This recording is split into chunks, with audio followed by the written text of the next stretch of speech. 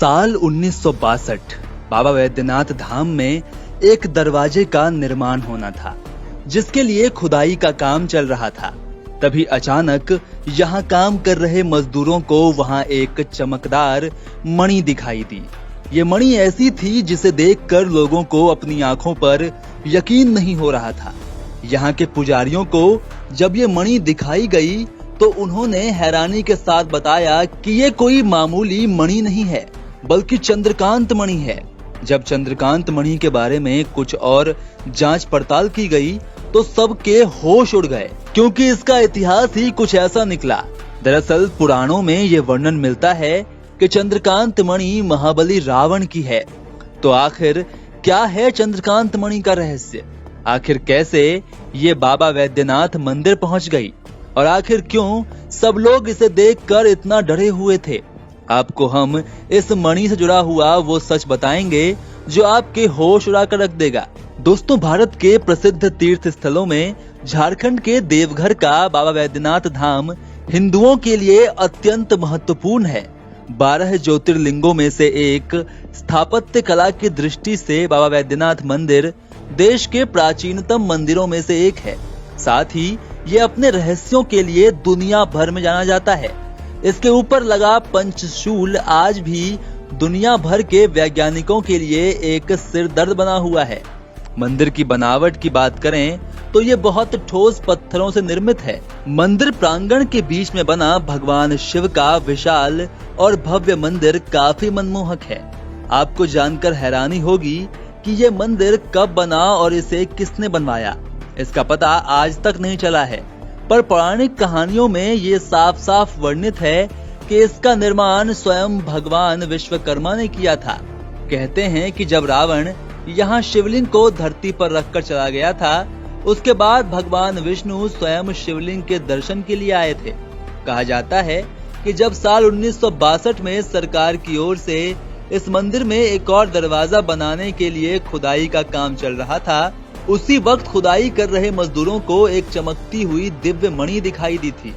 जब इस मणि की जांच की गई तो पता चला कि यह चंद्रकांत मणि है, जिसका पौराणिक कथाओं में वर्णन मिलता है। जैसे ही चंद्रकांत मणि मिली, वहीं तुरंत दरवाजा बनाने का काम रोक दिया गया। पंडितों ने बताया कि एक ऐसी ही चंद्रकांत मणि देवी लक्ष्मी के मंदिर में भी स्थापित है। मान्यता है कि लाखों साल पहले लंका के राजा रावण ने ये मणि अपने भाई कुबेर से छीनकर यहाँ पर लगाई थी। मंदिर के पुजारियों का कहना है कि मंदिर के गर्भगृह के ऊपर चतुर्कोण के आकार का 8 पंखुड़ियों वाला कमल बना हुआ है। उसके बीचों बीच एक चमकता हुआ लाल रंग का एक लघु खंड है। उसी लघु खंड में चंद्रकांत मणि को लगाया गया है। आपको ये सुनकर हैरानी होगी कि रात के समय की जाने वाली पूजा में शिवलिंग पर चंदन का लेप किया जाता है, उसके ऊपर रात भर चंद्रकांत मणि से बूंदें टपकती रहती हैं। यही कारण है कि सुबह इस चंदन को लेने के लिए भक्तों की भारी भीड़ लगती है। लोगों का मानना है कि इस धाम का चंदन किसी अमृत से कम नहीं है, क्योंकि इससे सभी रोग और दुख दूर हो जाते हैं। हालांकि उस मणि से गिरते हुए जल को अब तक देखा नहीं जा सकता, क्योंकि इस बारे में कुछ प्रत्यक्षदर्शी कहते हैं कि पहले जो जल की बूंदों को गिरते हुए सबने खुली आंखों से देखा था, लेकिन जब उसे छूने के लिए शिवलिंग के ऊपर हाथ रखा तो बूंदें नहीं गिरी। तब से लोगों ने इसकी जांच पड़ताल करना ही बंद कर दिया, ये मानकर कि चमत्कार पर शक करने से भगवान नाराज हो जाएंगे। भगवान शिव के इस अत्यंत ही प्राचीन मंदिर के अंदर मणि लगे होने की बात पर पुरातात्विक वैज्ञानिकों की अलग अलग राय है।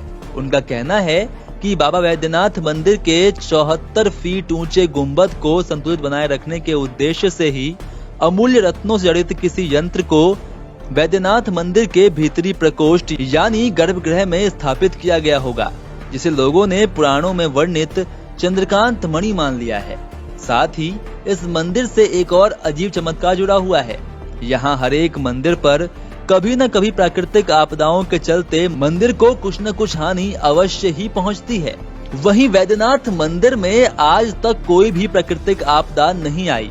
आपको जानकर हैरानी होगी कि इस मंदिर में एक ऐसी चीज प्राचीन काल से ही लगी हुई है जिसके कारण इस मंदिर पर कोई आंच भी नहीं आ सकती है।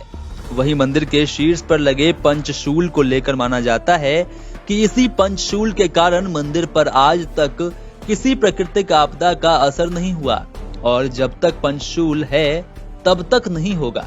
दोस्तों, आप इन बातों को कैसे देखते हैं कमेंट जरूर बताएं। साथ ही वीडियो को लाइक और शेयर करना बिल्कुल ना भूलें।